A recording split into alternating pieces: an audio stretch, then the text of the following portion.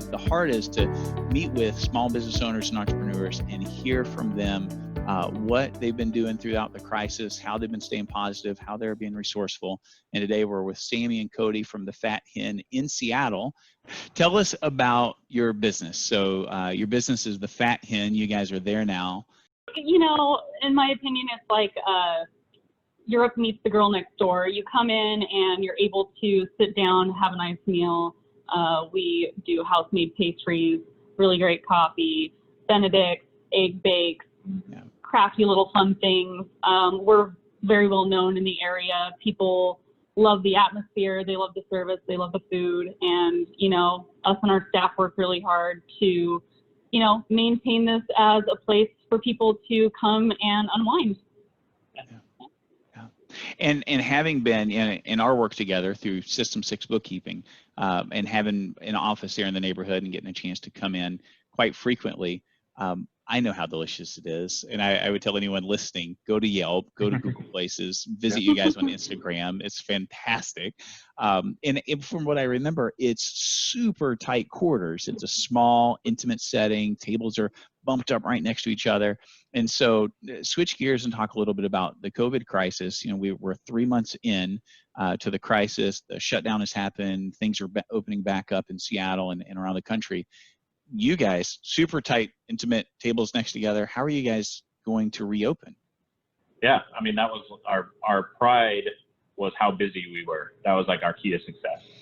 Like, yes, everybody's just piled in, like a line out the door, wait list. Line out the door. Mm-hmm. And then all of a sudden, you know, COVID, and it's like, wow, that's how we measure our success, quote unquote. It's like, can we turn the place 12 times? There's just people in it all the time. So it's kind of turned us upside down and like, okay, well, this can't be the same going forward. And we've got to become smaller. Wait, that doesn't work. But then I started thinking, you know, maybe we do become smaller as far as seating, but how can we become bigger? You know, because we are very important to Seattle. We're very important to our neighborhood and the people on the street. But it's like, how do we get more influence out there? How come, you know, and first of all, that's to go, and that's what we went to. But it's like I started thinking, we need to become like a little market. There's a lot of people that come in and they have the salmon Benedict, and they're like, I like that salmon. What if they could buy our salmon by the ounce? Or it's like, what if they could buy anything off our menu by the ounce? And then also, what if we bring in some of the products that we like, so we can actually diversify our menu? But you like particular special, there's the jar of this really great local product, you know, on the shelf there. Go ahead and buy it. And so not only that, we're reaching more. We're reaching out to establish relationships with local people that make these products. And so it started to form, and it started to go, wait a minute, we might become bigger, you know, when this is done. So. Yeah, the ceiling kind of could lift at this point, you know.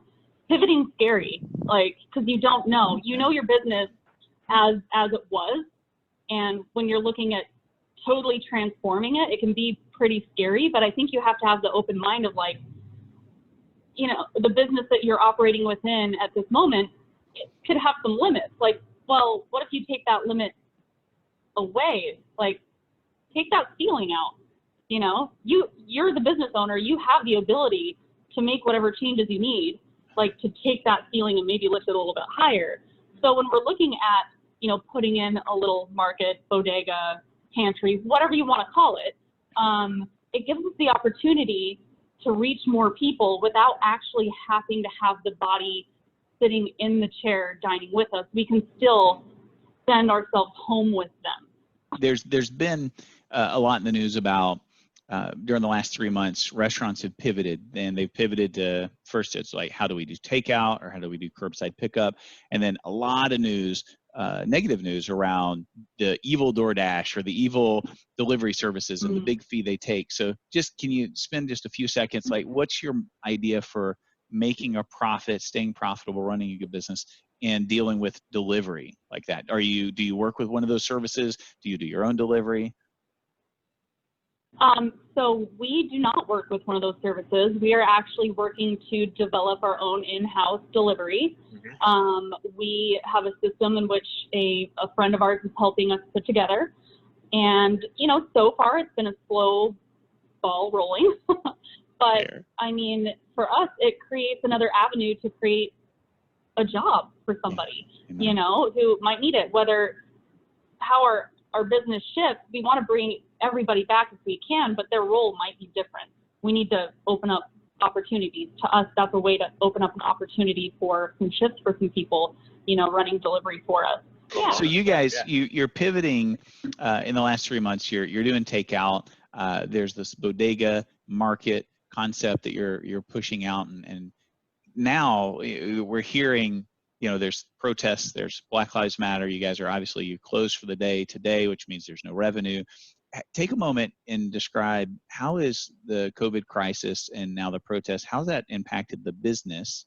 Now you're still there, you're still open. That's good, right? You're surviving. There's a lot to be thankful for there, but how has the crisis impacted the business and impacted you guys personally? I mean, I think initially and obviously, with the Black Lives Matter protests, I mean, things slowed down, but that's understandable, and it makes sense, and that isn't necessarily a bad thing, because people are using their voices.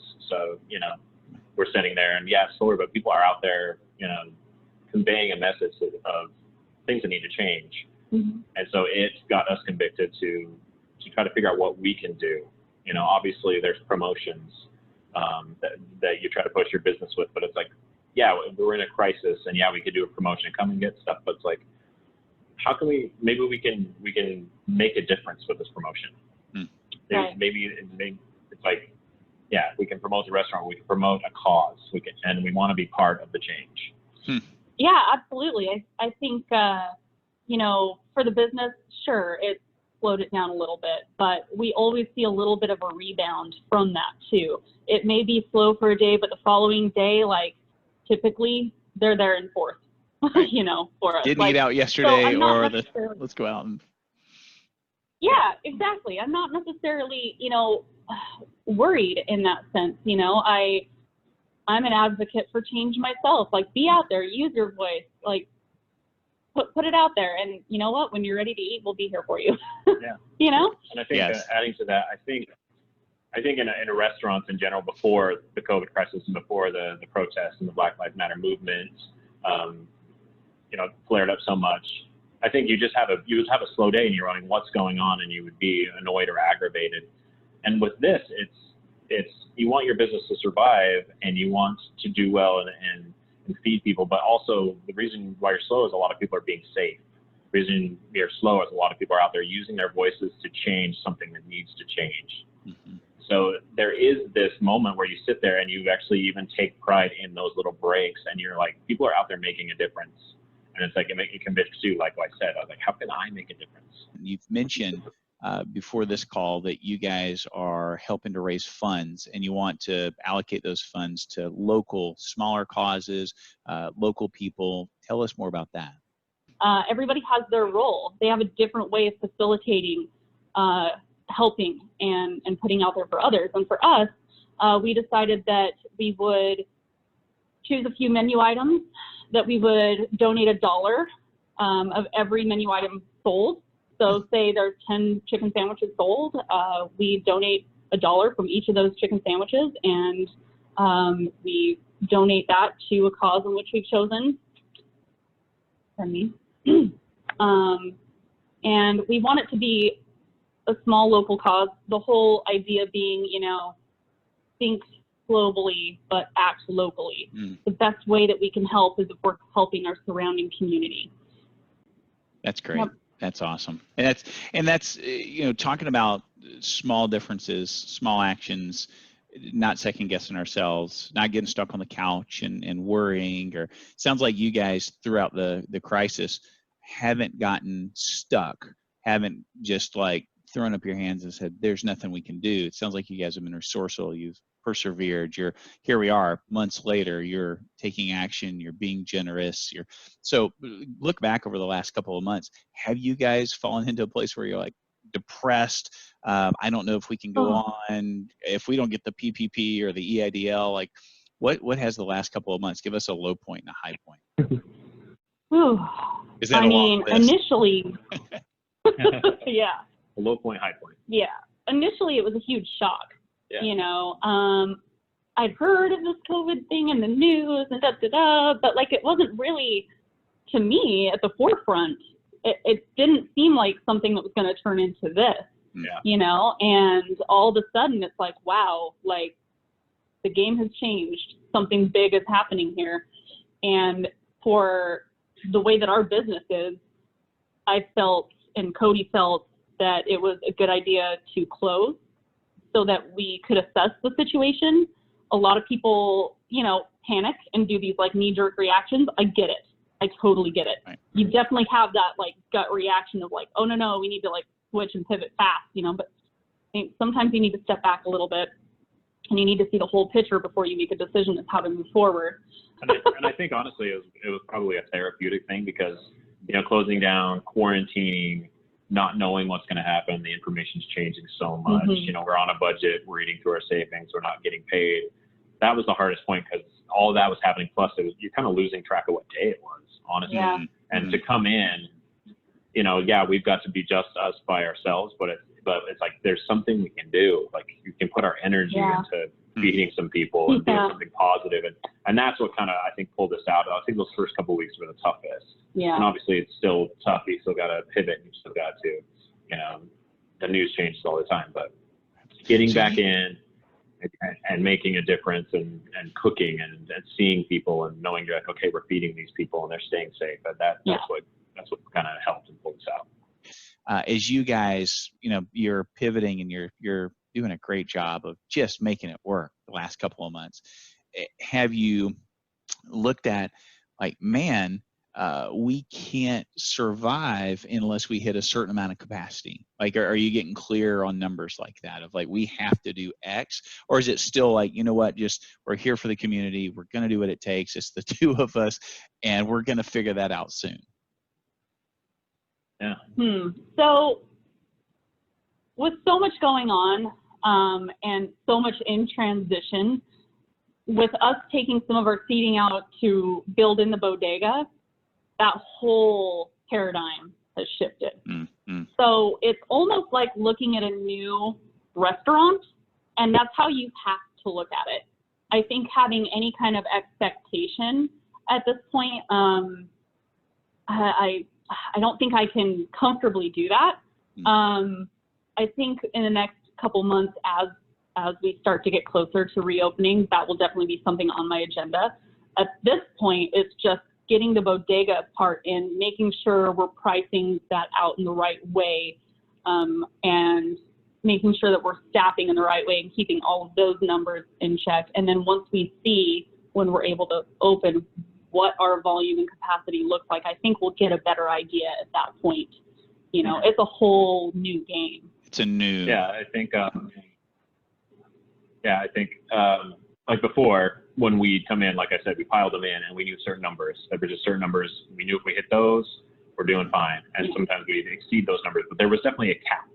There was this $4,000 cap where we're like, we got to the point where our efficiencies got to a point where we were like, okay, that's like the most efficient day we can have. And we hit that several times, but we could never get past that. And so with COVID hitting, obviously me and Sam quarantining and then coming back in, I think just coming back in is just, we wanted some sense of normalcy. I mean, just put our energy into something, keep the business going, let people know we're here, and cook. And I think at that point, it's like, okay, there's just normalcy. Now we've brought back a few staff members. We're open a few more days, and we're kind of just letting the guests and the customers dictate when we expand just by busyness. And I think now we're starting to see, okay, if we have a busy weekend and we say about these numbers, we're keeping the lights on. But the bodega idea came, and that's where we need to work into. It's like, how do we go back to making that type of revenue and decreasing our seating? But now the bodega, it's like, it's exciting because now we don't know where the ceiling is. So we're like, okay, we can go back in, but like now we're going to establish new efficiencies, and now we're going to see where that ceiling is. And eventually we're going to learn what it is, but it might be more. It might just be more because we have a bigger reach. And with our delivery system, and honestly, we weren't doing to go before because we weren't, obviously breakfast is very hard to do to go, right?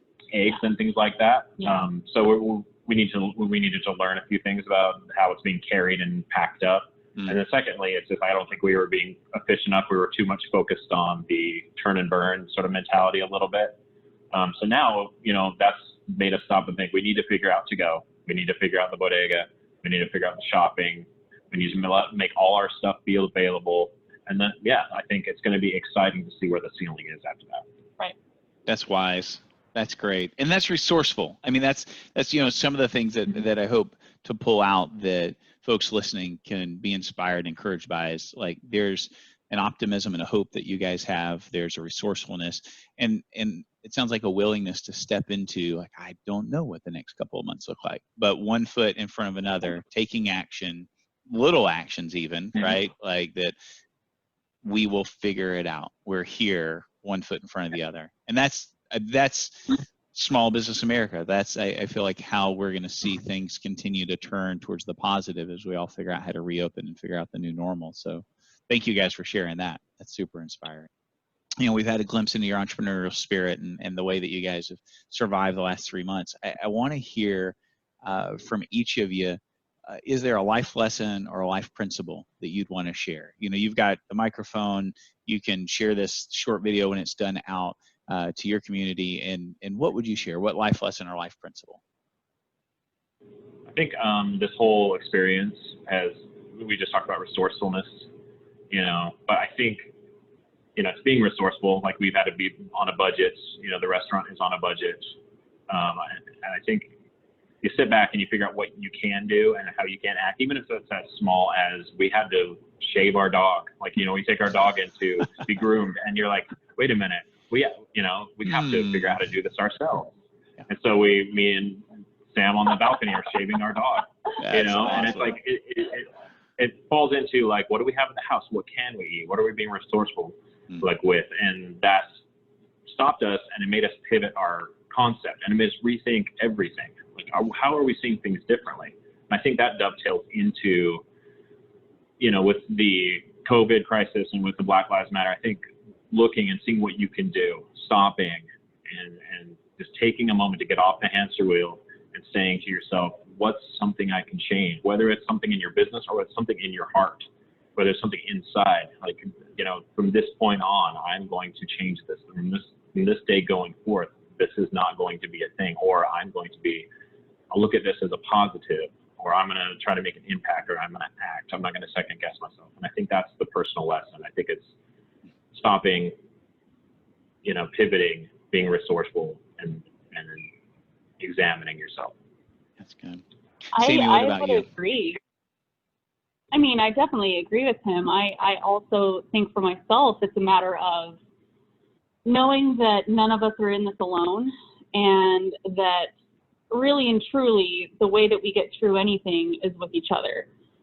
Being there to support each other in whatever ways that we can, even if that's just holding space in your heart and your mind for somebody, and just knowing that as you support those around you, they will come around and support you as well. It's all about the one thing that everybody desires in this world, which is, love and acceptance and compassion, and just having that for each other. I think that's something that we've gotten so far away from. We've gotten so far away from the idea of loving each other as a community and as neighbors. A lot of it has become about, the I and the me. I need this, I want this, I deserve this, Preach it, sister. But Preach it. The way that we can do the best for ourselves is to open ourselves up to each other, and it, like, the things that I'm seeing in our community, I'm really proud of, and I might cry for a minute. Okay. But it's just really important to me to see everybody pulling for each other in these little ways. It's incredibly beautiful. And I think it's so easy to get focused on the negative. All of the bombardment that you get from the news and the media and all of these things about these horrible, horrible things that are happening, it's all you hear, it's all you see, and it's so easy to become terrified and lock yourself away because you're scared, or close yourself off because you're scared. But truly, the way to get through that fear is to really look at the beauty behind all of these things that's happening behind the scenes, that's not put on the forefront, you know, and people are beautiful and this world is beautiful and there are beautiful things happening in it. And be part of that beauty, push it forward, be there for each other. Gosh, That's what thank you. Thank you. Amen. And you guys are examples of those little steps, little actions, pushing it forward, not being afraid, not getting stuck on your couch, pulling the curtains and oh, woe is us. I mean, you guys are out there doing it, living it.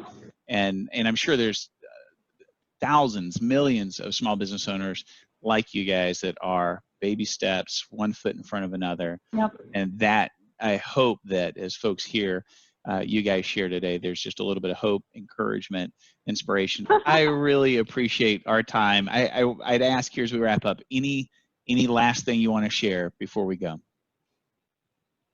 Oh man. Yeah, I just think people look at, there's so much bad going on, but look at what's going on, or think and try to think like of what good things are going on. There's so many things right now that are just in little towns and small business owners that are doing good things that would just encourage anybody if they could see that, but we don't typically see all that. We see all the bad. Right. And I think honestly, coming together, you know, if we all would just work together, we have most of the answers. We don't have the answers by ourselves, but together we have a lot of the answers, and we can be resourceful and come together and change the world, really, honestly. That's great. Ooh. That's great. Thank you, guys. I look forward to visiting with y'all together in the restaurant, seeing the new concept and taking home some hot sauce. And we already missed we found local beans. Yeah, man. We take coffee beans, hot sauce, you know, any and all of it. So. Oh yeah. All the good stuff. Come get your chicken sandwiches, you know. Man, there's good food here, but there's not a fat hen. So.